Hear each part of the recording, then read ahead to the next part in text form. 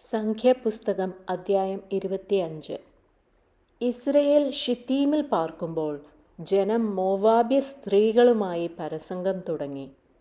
അവർ ജനത്തെ തങ്ങളുടെ ദേവന്മാരുടെ ബലികൾക്ക് വിളിക്കുകയും ജനം ഭക്ഷിച്ച് അവരുടെ ദേവന്മാരെ നമസ്കരിക്കുകയും ചെയ്തു.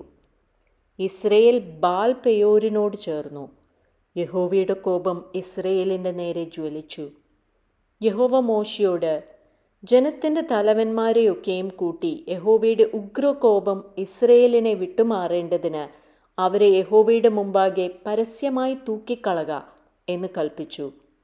മോശെ ഇസ്രയേൽ ന്യായാധിപന്മാരോട്, നിങ്ങൾ ഓരോരുത്തൻ താന്താൻ്റെ ആളുകളിൽ ബാൽ പെയോരിനോട് ചേർന്നവരെ കൊല്ലുവിൻ എന്ന് പറഞ്ഞു.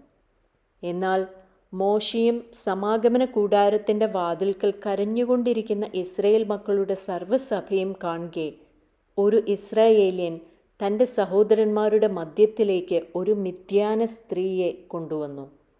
അഹരോൻ പുരോഹിതൻ്റെ മകനായ എലെയാസാരിൻ്റെ മകൻ ഫീനഹാസ് അത് കണ്ടപ്പോൾ സഭയുടെ മധ്യേ നിന്ന് എഴുന്നേറ്റ് കയ്യിലൊരു കുന്തമെടുത്ത് ആ ഇസ്രായേല്യൻ്റെ പിന്നാലെ അന്തഃപുരത്തിലേക്ക് ചെന്ന് ഇരുവരെയും, ആ ഇസ്രായേല്യനെയും ആ സ്ത്രീയെയും തന്നെ, അവളുടെ ഉദരം തുളയും വണ്ണം കുത്തി. അപ്പോൾ ബാധ ഇസ്രയേൽ മക്കളെ വിട്ടുമാറി. ബാധ കൊണ്ട് മരിച്ചുപോയവർ 24,000 പേർ.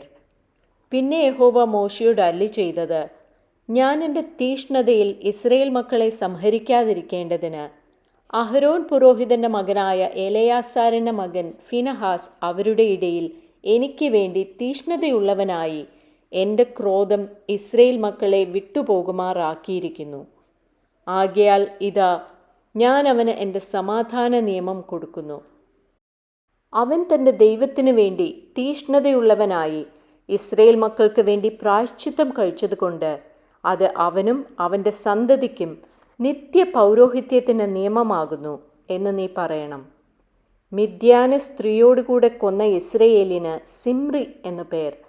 അവൻ ശിമെയോൻ ഗോത്രത്തിൽ ഒരു പ്രഭുവായ സാലുവിൻ്റെ മകനായിരുന്നു. കൊല്ലപ്പെട്ട മിദ്യാന സ്ത്രീക്ക് കൊസ്ബി എന്നു പേർ. അവൾ ഒരു മിദ്യാന ഗോത്രത്തിൽ ജനാധിപനായിരുന്ന സൂര്യൻ്റെ മകളായിരുന്നു.